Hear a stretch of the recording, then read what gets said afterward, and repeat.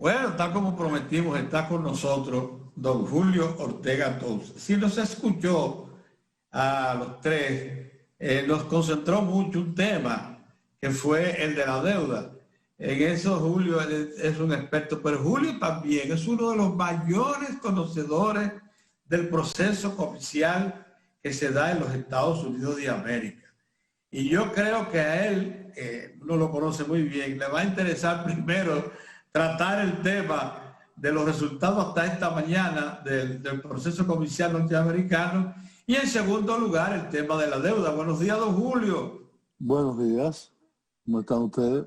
¿Cómo va todo, hermano? Buen día, Julio, ¿cómo te va? Bueno, yo he soñado porque me quedé hasta muy tarde viendo el conteo de los votos en Estados Unidos y me vine a dormir como a las 4 de la mañana. Porque quiere decir que tengo 3 horas, o menos de 3 horas. Óyeme. Oye, pero este ciudadano americano sí es peligroso. No, yo no soy nada americano. Yo soy americano. Yo nací en el continente americano.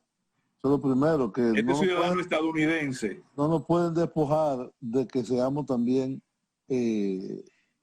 americanos.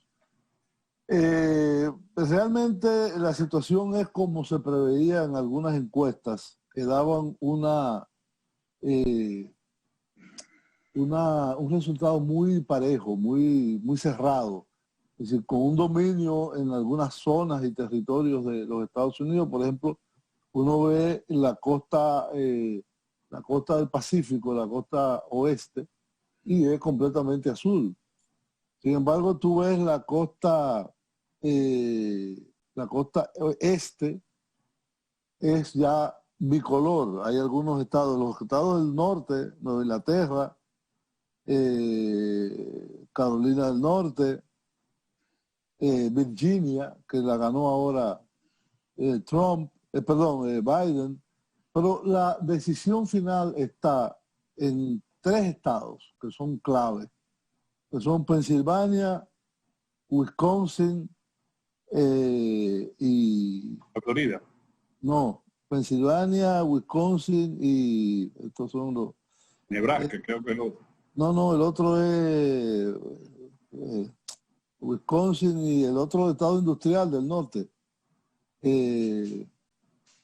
Minnesota. En esos 3 estados y sobre todo en el primero, porque los otros 2 parece que uno va para Trump y el otro va para Biden. Hoy en día, en este momento, los votos ya seguros están... Te faltó Michigan. Ese no Minnesota, sino Michigan. Minnesota es de los demócratas. Sí, pero ahora hoy en día el conteo está en 224 para Biden y 213 para Trump.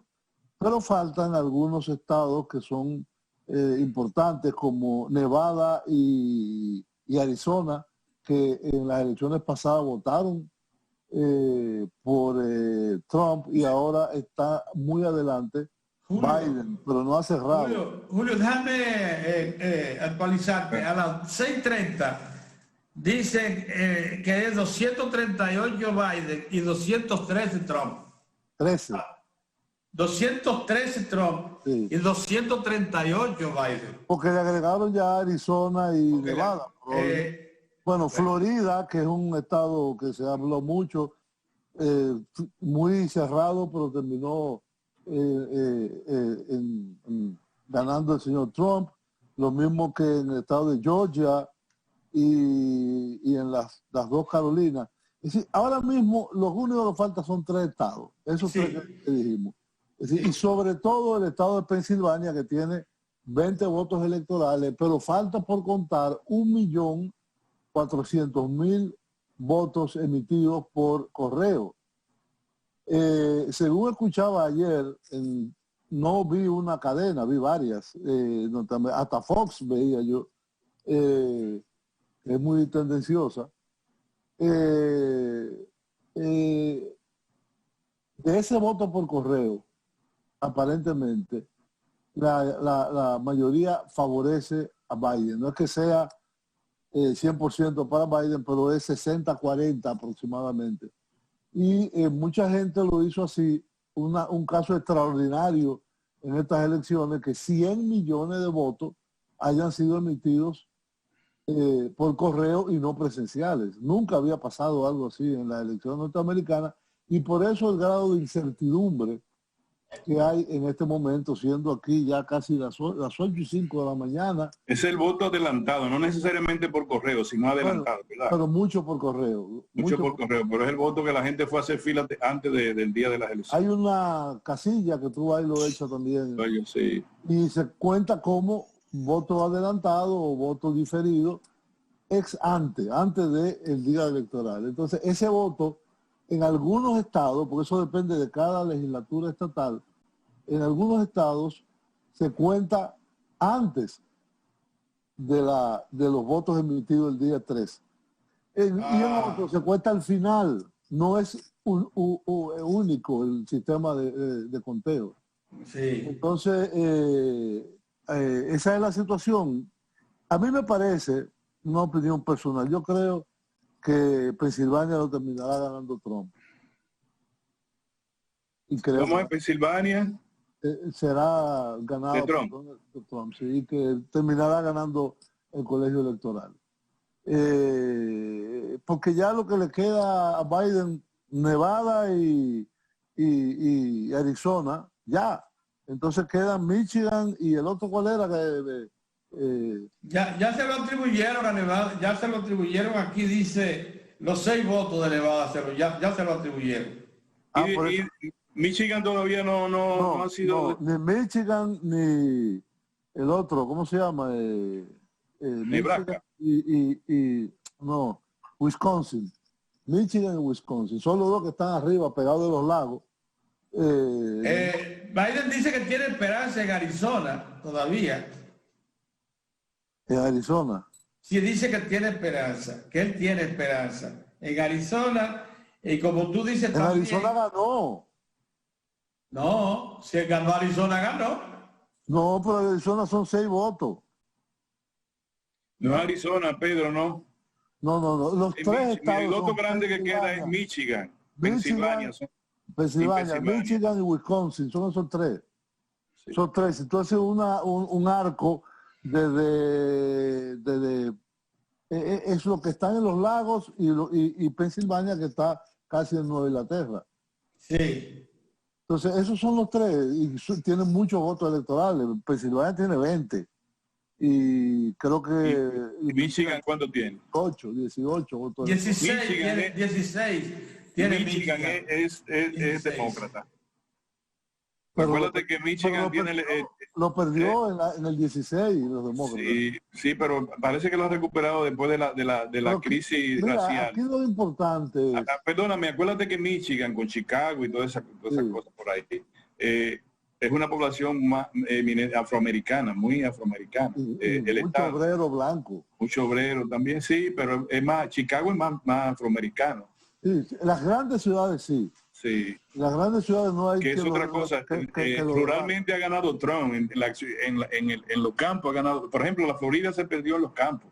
Biden ganó en todas las ciudades grandes, incluyendo Orlando, Miami, Orlando y todo, pero cuando se fueron para las zonas agrícolas, ganó Trump y ahí mismo se dañó la cosa. Así, ahora, ¿qué refleja esto para mí? Cuando Trump gana en el 16, contra todos los pronósticos, se verificó una alianza, un giro de sectores sociales que tradicionalmente fueron votantes demócratas, pero se vieron muy golpeados por el proceso de globalización de la economía. Y el envío afuera, a China, a México, a Canadá, aquí a la zona del Caribe, de muchas industrias, algunas pequeñas, otras más grandes, para ganar competitividad, vamos a llamarle, entre comillas, en cuanto al coste salarial, ha deprimido esa zona. Es decir, todavía hoy, 4 años después, no se han recuperado, porque las grandes empresas automovilísticas, aunque han arrancado, porque tiene mucha protección por parte de Trump, no han arrancado. Es decir, los norteamericanos siguen prefiriendo carros extranjeros, ya sean japoneses, coreanos, europeos, etcétera.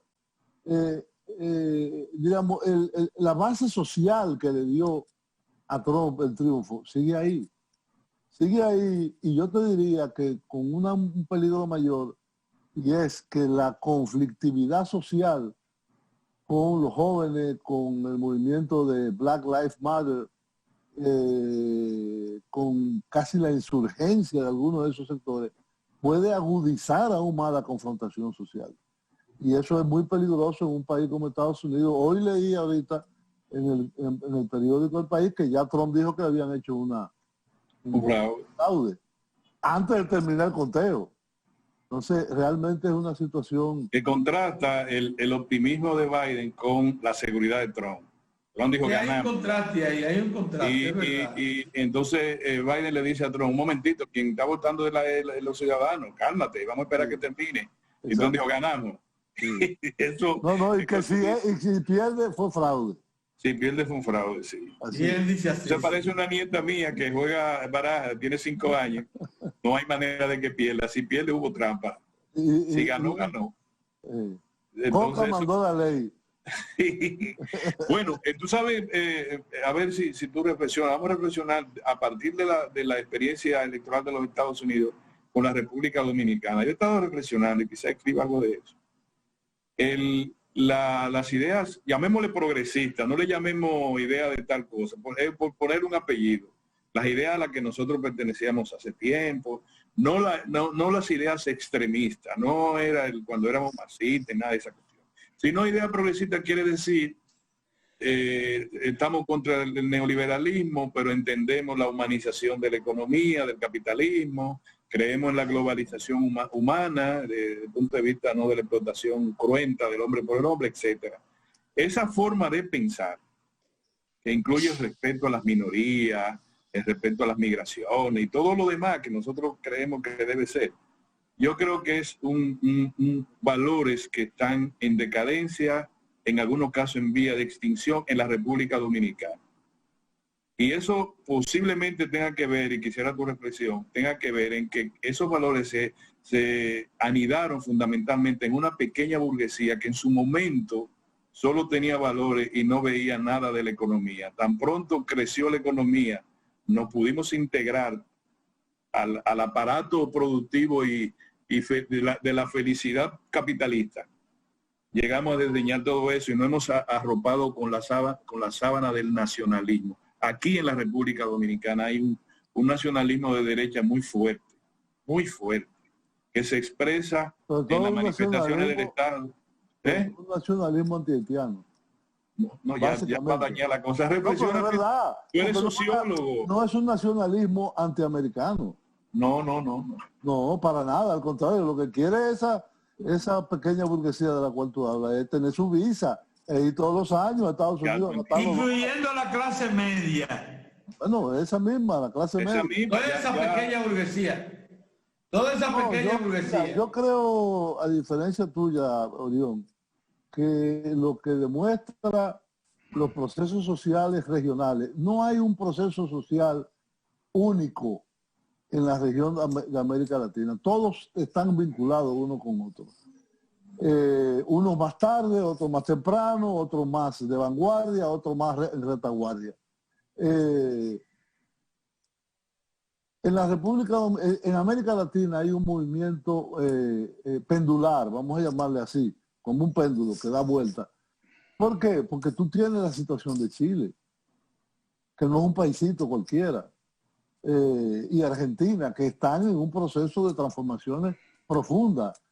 Ahora vuelve y gana el movimiento del socialismo en Bolivia. No se sabe quién ganará en Ecuador y qué pasará el día que haya elecciones en Brasil. En México, López Obrador es un fenómeno propiamente mexicano, pero tú no puedes ubicarlo en la derecha a López Obrador. Y en el Caribe, yo te diría que a pesar de manifestaciones, diríamos, propia de la derecha tradicional, aquí se dan varios fenómenos. Uno es el despertar de la juventud. La juventud no estaba politizada hasta hace poco. Se ha politizado en este año 2020 que estamos terminando ya casi. La juventud de clase media, estoy hablando, no solo la de los barrios. La de los barrios está menos politizada. Hay fenómenos que son, diríamos, no movimientos políticos, pero sí de criticidad social, de búsqueda de mayor igualdad, de mayor derechos en la población. Por ejemplo, el derecho a la seguridad social, el derecho a la pensión, el derecho a la salud pública y gratuita. Son movimientos que se están cada vez más consolidando. Y el cambio de partido de gobierno este año, en cierto sentido, te da señales contradictorias, en un sentido muy progresista, en otro muy retardataria. Pero eso es propio del proceso, es decir, en el gobierno del presidente Abinader coinciden muchas tendencias al mismo tiempo, muchas. Es decir, hay un grupo de la sociedad civil, hay un grupo que es el clásico PRD, y hay otro que es un grupo del expresidente Mejía, que es él. Y él tiene sus intereses y hay un grupo de los sectores altos. Bueno, de la alta burguesía también. De la alta burguesía. Que controla lugares clave del Estado. Es decir, que realmente es una composición muy abigarrada, vamos a decir. Tú tienes sectores como el de la sociedad, este muchacho que pusieron en contrataciones públicas, el grupo que formó Juan Bolívar Díaz, que se llamaba Competencia Democrática, que tiene mucho peso dentro del gobierno.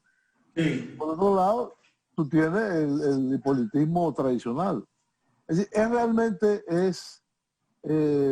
hay que ser un malabarista importante para poder entender y manejar, en el caso del presidente de la República, esa situación. Sí, de hecho, el presidente de la República con el grupo que representa los altos intereses económicos, se le ve un nivel de contradicción, no un nivel de contradicción en el accionar, en la praxis. Tú encuentras un presidente que le busca una solución al tema de la urgente déficit fiscal del momento por una vía, mientras que ese grupo al que nos referimos quería otra vía, que era la vía que ellos llamaban de poner en el mercado valiosos activos, estoy usando sus palabras, o de aplicar ajustes fiscales, hablaban. Y el presidente convocó a discusión sobre el tema fiscal, le fijó fecha. No, y sobre todo el presidente reaccionó a una ciudadanía que se manifestó muy descontenta con lo que se anunció. Y reaccionó en 3 días.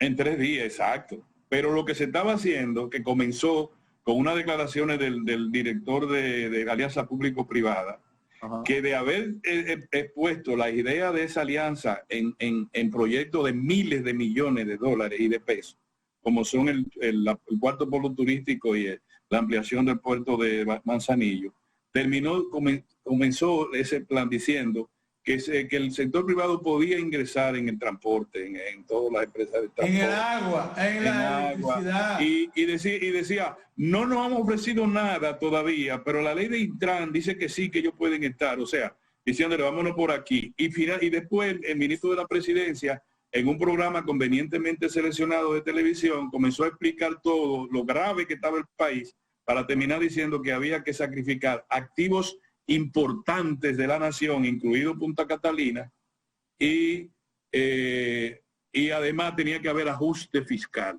que todo eso había que hacerlo para resolver el tema. Y al efecto, el paquete fiscal, como tú dices, si el presidente en 3 días no dice lo primero, lo de la alianza público-privada, dijo, es una locura, yo no sé de eso, yo no sé quién dijo eso, yo me enteré en las redes. Sí. Y lo segundo, inmediatamente dijo, eso está en el Congreso, pero lo que no sirve no se va a hacer. y efectivamente buscó una alternativa, no sé con cuáles equipos, porque todos los equipos económicos estaban en el otro tema, en el tema de los ajustes fiscal y en el tema de...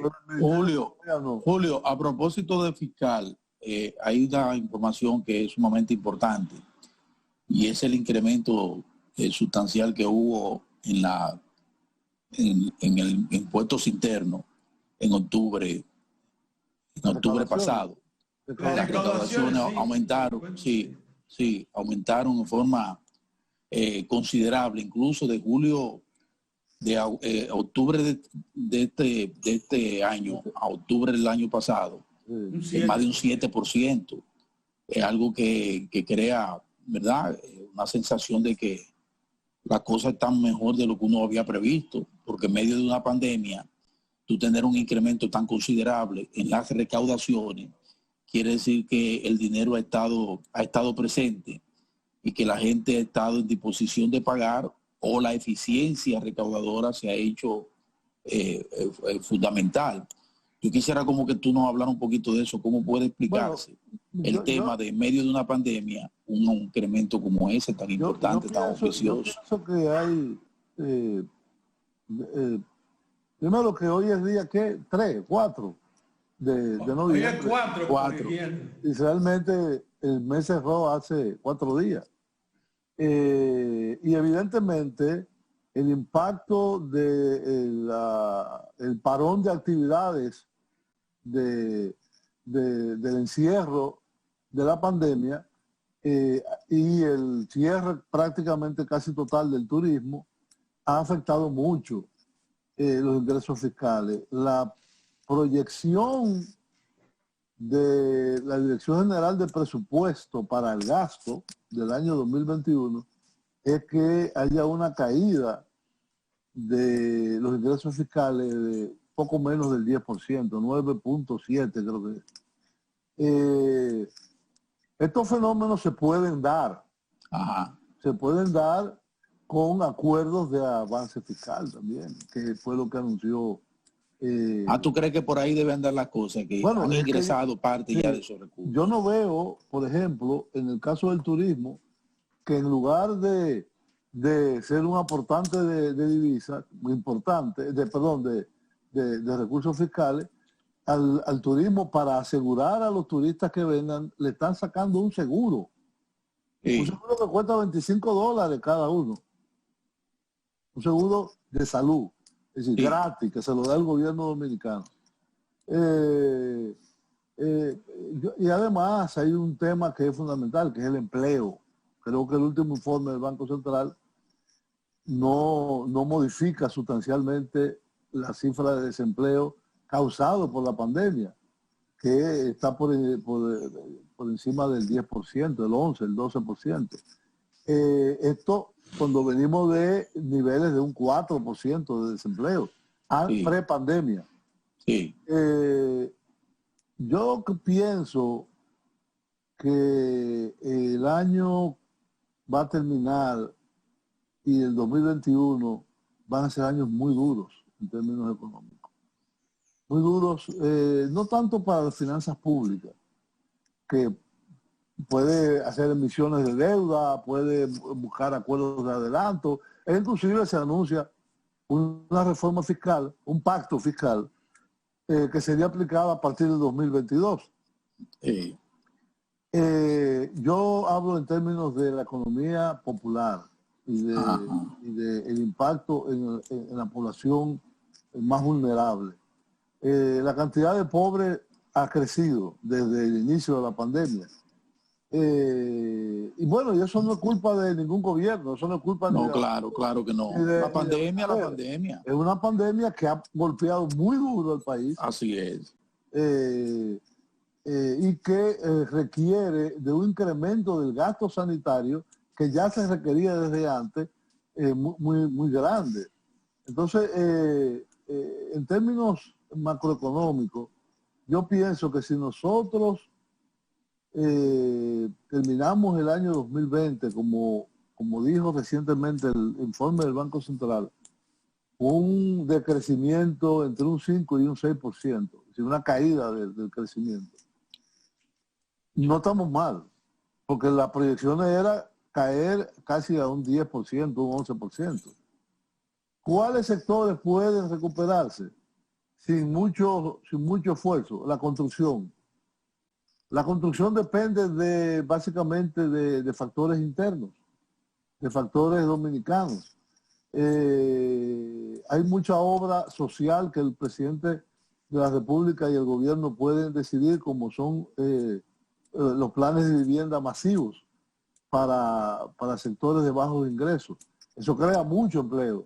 La terminación de algunas presas y construcción de otras pequeñas. Exacto. El metro, el teleférico. Bueno, anunciaron una cantidad de obras en el metro que yo feliz, pero ¿de dónde van a salir todo ese dinero? Ya comenzaron, ya hay préstamos. No, hay 500 millones para el transporte de República Dominicana. ¿Quién lo dio? El Banco Interamericano de Desarrollo y la Agencia Francesa de Desarrollo. No, la agencia francesa sí. Agencia francesa. Te financia los vagones del metro. Exacto. Eso es lo que financia. No, la ampliación de las estaciones de la línea 1 más los vagones. Eso está aprobado ya. Incluso ya se pusieron las órdenes. ¿Cuáles estaciones de la línea 1? La línea 1 la van a convertir, las estaciones, van a ampliar el andén para que en vez de 3 carros en los andenes caben 6 carros. Óyeme, porque yo conozco el proyecto. Van a ampliar los andenes para que reciban 6 carros. Lo puede hacer sin ampliación ahora. Óyeme, te estoy diciendo que no. Hay una que no. Hay una que sí puede. Pero la mayoría de la línea 1 no puede, principalmente la de Villamella, no puede recibir 6 carros. Entonces la van a ampliar. Y también piensan iniciar, y eso está en proyecto, la línea 1A1, que es la de el María Montés, los Alcarrizos, 5 kilómetros, con 4 estaciones. Creo que María Montés. Desde el 9 hasta los Alcarrizos, ya.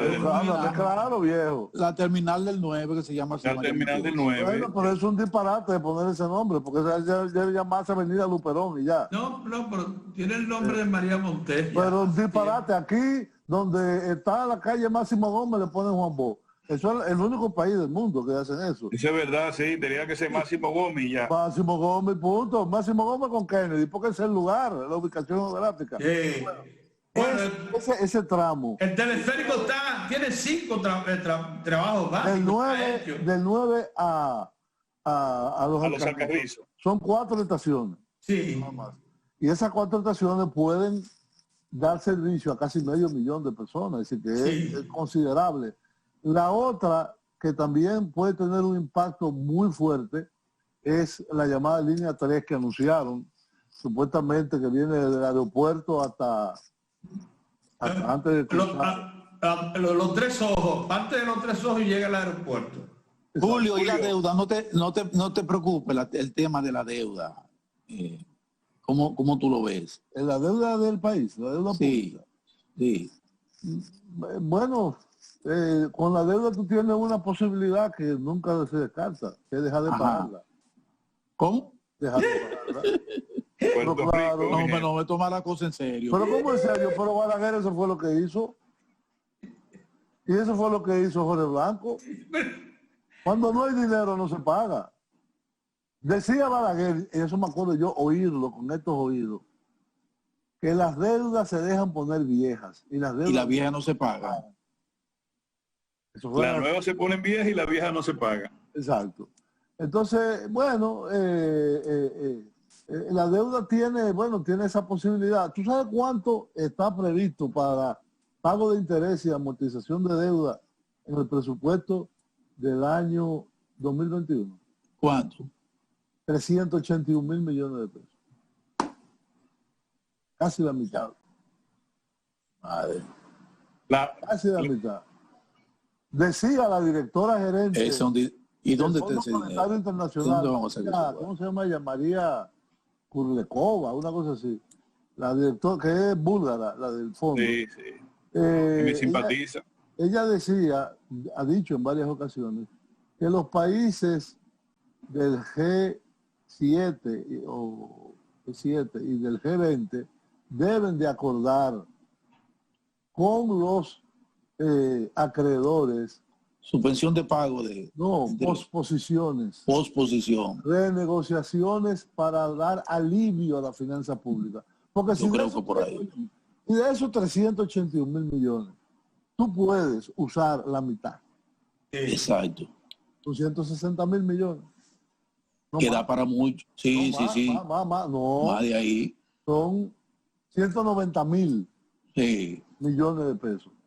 Es decir, si tú logras con los bonistas, voluntariamente, sin tener que pelear con ellos. Yo hice una negociación voluntaria de reenvío de deuda. Es decir, bonos que vencían en el año 2006, porque fue hace 5 años que se emitió el primer bono, lo pospusimos a 20 años. Pero voluntariamente se acogía el que quería, porque esas emisiones de bonos no hay un acreedor, son muchos acreedores. Y eso funciona. Recientemente lo hizo Ecuador, también apoyado por el FMI. Es decir, con la deuda hay muchas cosas que se pueden hacer. Tú puedes hablar con el Club de París, que ya no tiene tanto peso en la deuda dominicana, y puedes hablar también con los bancos comerciales. Los multilaterales regularmente son muy reacios. Verbigracia, Banco Mundial, Banco Interamericano de Desarrollo, Fondo Monetario Internacional, son muy reacios a reprogramar. Ellos prefieren darte más préstamos para que el flujo compense los pagos que tú le tienes que hacer. Pero eso se maneja. Yo me recuerdo cuando yo estuve trabajando en el tema de la deuda, ¿cuál era nuestro objetivo? Flujo cero. ¿Qué quiere decir? Que tú no pagaras más de lo que tú estás recibiendo. Sí. Flujo cero y eventualmente flujo positivo. Sí, claro. Tener más financiamiento del que tú estás pagando. Correcto. Esa es una. Segunda posibilidad, renegociación en pagos, posposiciones de pago. Las posposiciones, como te digo, pueden ser voluntarias y amigables o pueden ser tumultuosas y desordenadas. Sí. Me acuerdo, te interrumpo ahí, me acuerdo que nosotros decíamos en ese tiempo cuando tú estabas trabajando con otros técnicos en el tema de la deuda, uno decía, pero yo no tengo que pagar ahora los bonos estos a 5 años cuando el impacto de la inversión es más de 20 años. Así es. Que está muy bien que lo transfieran a 20 años para que los hijos de nosotros y los nietos también paguen esa deuda de la que se están beneficiando. Pero además hay una razón de peso mucho mayor, Orión, y es que la pandemia ha descarrilado todo. Sí. Todo, absolutamente todo. Es decir, las posibilidades de que este país se ponga en pie en 5 años, vamos a decirle, con esta situación que se sigue arrastrando todavía y que probablemente se pueda arrastrar, aunque atenuado el año 2021, son muy onerosas. Las posibilidades son muy ínfimas. Pero 5 años no es mucho, Julio. Hay gente que habla de 10. Ha sido así, la crisis. Porque la proyección que nos da el Banco Central de crecimiento para el 21, al final, de un 6%, y el Fondo Monetario y el Banco Mundial nos hablan de un 4% o hasta 8%. Todo depende del turismo, ¿eh? Todo depende del turismo. Yo creo que pudiéramos recuperarnos antes. Si el turismo se reactiva, y para eso tú vas a necesitar una vacuna. De hecho, vi que el gobierno hizo una previsión presupuestaria para la compra de la vacuna, para 10 millones. No, y el sector privado aportó un dinero, dinero 400. El gobierno, el sector privado y... Sí, 400 y pico de millones para... y hay fondos del Banco Mundial disponibles para eso. Sí. Es decir, si tú logras una inmunización mayor del 50% de la población, y por lo tanto las posibilidades de contagio son menores, tú puedes reiniciar ya masivamente el turismo. Vamos a ver cómo va a ser el mes de diciembre. He oído que hay reservas para casi el 40%. ¿Será verdad? Sí, de dominicanos que vienen de los países. No, estoy hablando de turistas rusos, oye, están hartos, en Europa está cerrada, cuando abran van a coger para acá, de verdad, sí, van a venir para y hace un frío ya tú sabes. Mira una cosa, quiero decir, tú sabes lo que hay que evitar de aquí al periodo ese de los que tengamos un crecimiento de un 6% posible, el crash de la deuda. Y ponemos de ejemplo a Puerto Rico. Puerto Rico tuvo un crash por otras razones, ¿verdad? Cuando tuvo 70,000 millones de dólares en deuda, que dijo que no podía pagar, etcétera. Ahora debe más de 120,000 millones. Y oye, las proyecciones son para que los próximos 20 años, es decir, de aquí a 2035, si llegara a crecer a un 2% anual, se pondría el equivalente de como estaba en el 2006. Oye, esa proyección la hizo la Comisión de Estudios para América Latina. Imagínate tú lo que eso significa. La deuda es... por eso que nosotros tenemos que ser delicados con los temas que tú has hablado del manejo de la deuda, la forma que tiene. Si es el equipo que está a la derecha del presidente en el Palacio, oye, van a meter la deuda a no se sabe dónde. Y eso hay que decirlo desde ahora, decírselo y ser vigilante. No el presidente, porque el presidente tiene a su diestra y a su siniestra, ¿verdad? Sí. Los que están a su diestra quieren, óyeme, tú sabes a qué me refiero, porque lo hicieron ahora. Ajuste fiscal, venta de activos públicos y endeudamiento. Uno de ellos, tu buen amigo, el director del presupuesto, llegó a decir, todavía faltan 500 millones más para poder aguantar que podemos colocar de bono. Es decir, el camino fácil, con todos esos recursos que hay en el mundo que no tienen posibilidad de utilidades a nivel de... Pero tú, en ese caso, ¿qué plantearía? ¿Que recorten 500 millones de dólares en el presupuesto? No, yo lo que recomendaría es que busquen lo que tú dices y lo que han dicho otros, que busquen... Oye, ya recorta, no aguanta más. No aguanta más. No. Cuando mira, tú hablas recortaron a defensa, le recortaron a la justicia, le recortaron a medio ambiente. No hay más. Por eso digo. Es decir, ya todo ese recorte en la justicia. De recortes que tiene el presupuesto y el gasto público en el país está agotado. Está agotado. Entonces tú tienes que financiarlo pero hay que hacer lo que tú dices, hay que buscar el menudeo como tú lo has señalado y hay que aliarse a la directora. Diario de 4 está en plena disposición de colocar a Julio Ortega Tous para que el gobierno lo asuma en este momento y pueda ser un ente más adicional en materia de renegociación de deuda. Porque yo lo que creo es que debemos abrir el camino, la trocha, hacia una posible renegociación, amparado en lo que dice la del Fondo Monetario Internacional y lo que dice y la CEPAL. Yo pienso que al amparo de eso podemos buscar 2 o 3 economistas con experiencia en ese sentido, ponerlo a la disposición del presidente, del gobierno, e iniciar ese proceso a tiempo. Y esto lo estoy diciendo con toda sinceridad. Yo creo que hay espacio para eso. Pues es un tema que trajo con mucha preocupación esta mañana, cuando ponderábamos lo de la fiscalidad, que aunque ha crecido, bueno, ha crecido en una circunstancia, pero habría que ver qué va a pasar. Ya tú estás diciendo que el 2021 no va a ser, y no solo lo dices tú, lo dice el propio ministro administrativo de la presidencia, que el 2021 va a ser un año difícil. Entonces yo pienso que una renegociación, que es un punto luminoso, que debemos tocar, ya lo hemos tocado, ¿no? Además tenemos experiencia, Julio. Es una posibilidad, Eso es una posibilidad. No, mira, nosotros lo que debemos hacer, quizás podemos negociar eso, es una mesa de debate, una mesa independiente en la que participen funcionarios del área económica del gobierno, para analizar nosotros el futuro de la deuda, porque la verdad que eso preocupa no es solo por nosotros, no hemos gestionado mal la deuda. No, de ninguna manera. Lo que ocurre es que todos los organismos grandes, decisorios de la humanidad, Fondo Monetario, en el caso regional, nosotros, la Comisión de Estudios Económicos, Banco Mundial, los bancos regionales, todos han advertido sobre la peligrosidad del estallido de la deuda. Estalló en Ecuador, estalló en Argentina, estalló en Puerto Rico con todo y su condición de coloniaje, y va a estallar en México tiene problemas de deuda. Es decir, es donde que nosotros tenemos un problema. Cuando tú hablas de eso, de cuánto fueron, repite la cifra de el servicio de la deuda para el 2021. El pago de intereses y aplicaciones financieras. Principal, las dos cosas. Bueno, eso estoy diciendo, pero por un lado está los pagos de intereses, por otro lado la amortización, o que aquí le llaman aplicaciones financieras, son 381 mil millones.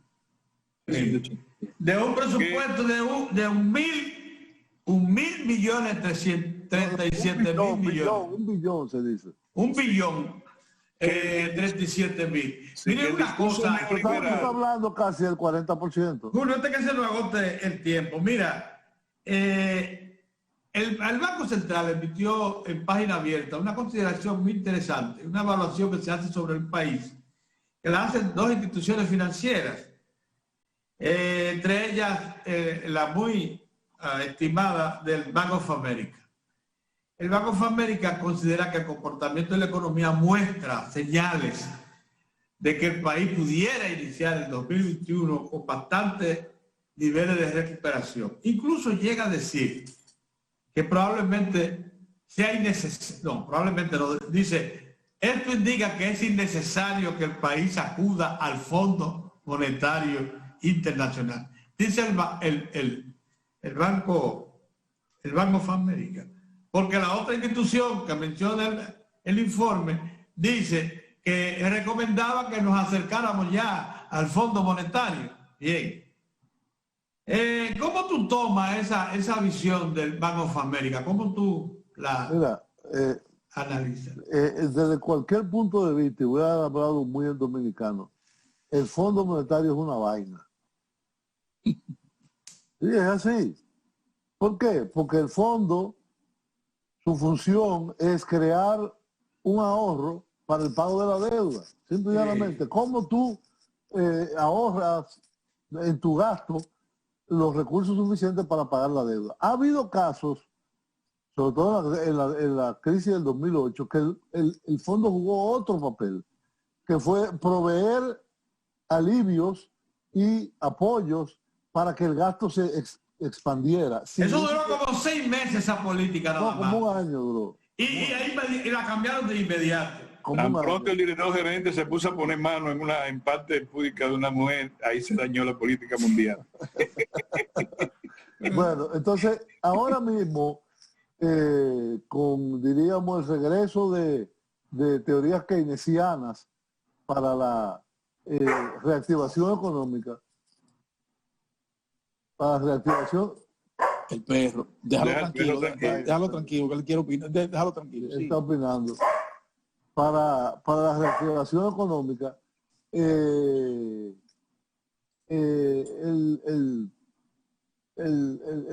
fondo podría ser una buena compañía para esto de conversar con los acreedores y explicar la situación de la línea en la que requiere la finanza pública del país.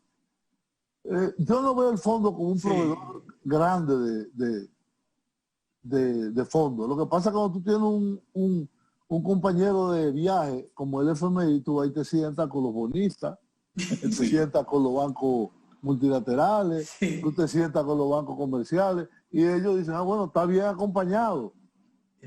Vamos a ver, así. Lo que hay que saber es qué tú negocias con ellos. Porque el gran problema fue, y creo que en la historia dominicana tenemos muchas lecciones sobre ello.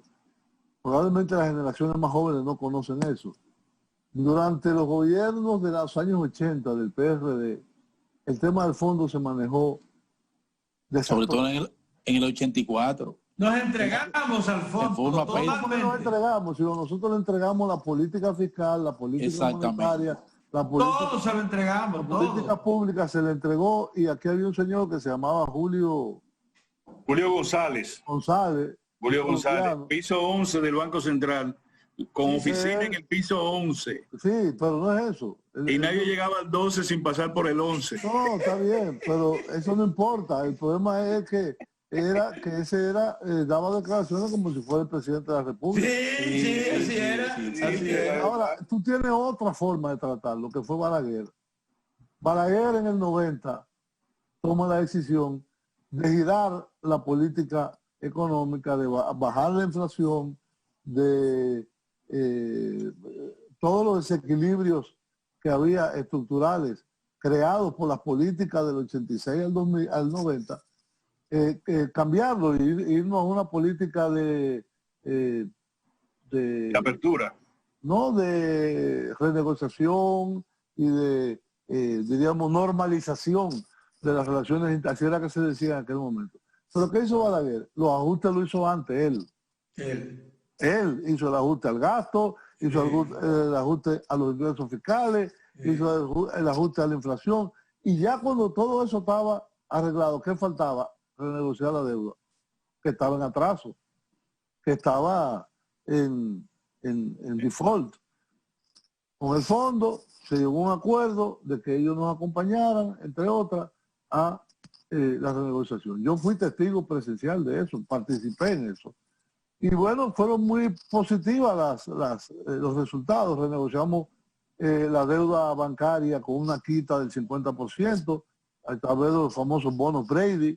Se hicieron muchísimas cosas, pero tú previamente habías hecho tu deber. Sí, exacto. Tu tarea, en lugar de que venga el fondo y te diga, usted tiene que hacer esto.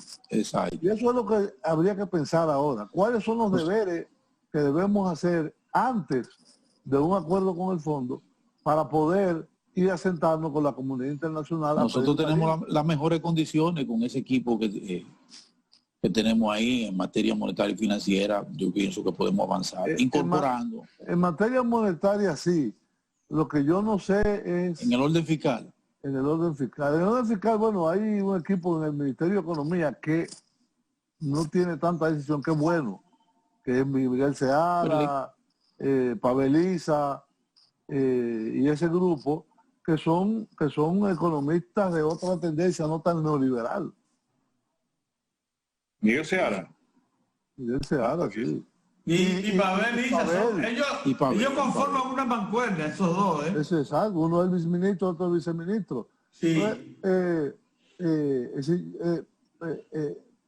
Mi pregunta es, crédito público, que está en el Ministerio de Hacienda, ¿quién lo dirige? ¿Quién es que dirige el crédito público?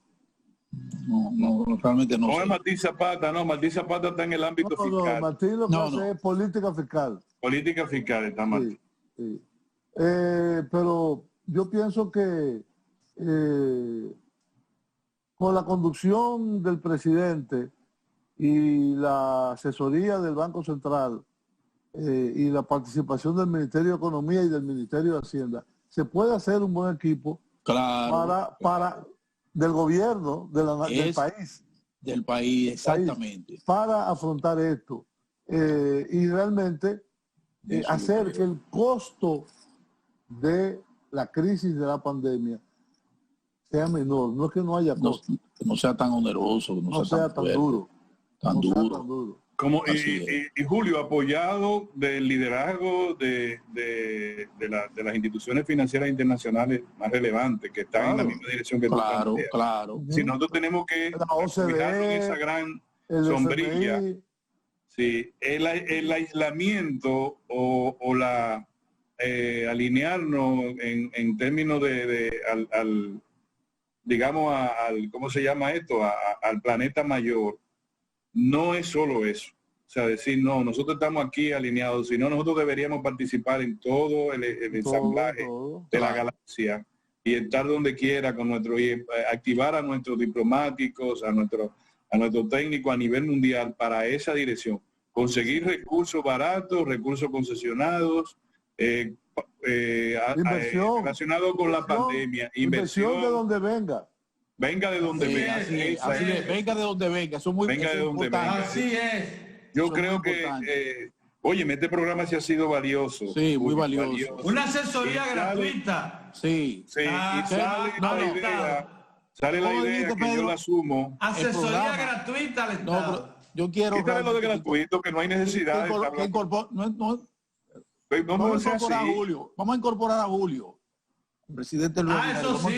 El ideal fuese que Julio participase. Vamos a incorporar a Julio. Yo también. Y ahora, mira, pero ahora, mientras tanto, mientras el presidente toma la decisión, ve a atender la prioridad 1A, que es el perrito. Cuando esos tipos vienen e interrumpen, ellos saben por qué están interrumpiendo. Algo pasa ahí. Julio, a propósito te digo, yo trabajaba en una emisora, Julio, que hubo que darle un carnet de locutor al perro. Al perro. En cualquier hora se oye el perro. Esa atrás. Intervención que le hizo ahorita, ve algo hay ahí. Sí, él quiere Julio, muchas gracias, muy oportuno como siempre. Muy bien, gracias Julio. Y muy bien. Eso demuestra que el vino bueno ayuda al cerebro. Mira cómo Julio estuvo hoy. Coño, lúcido. Sí, cuando se toma un vinito malo, se dañó, comienza a pelear, pero mira. Señores, hablamos. Julio, te queremos mucho. Muy bien. Nos vemos mañana. Dios mediante. Bye bye, cuídense.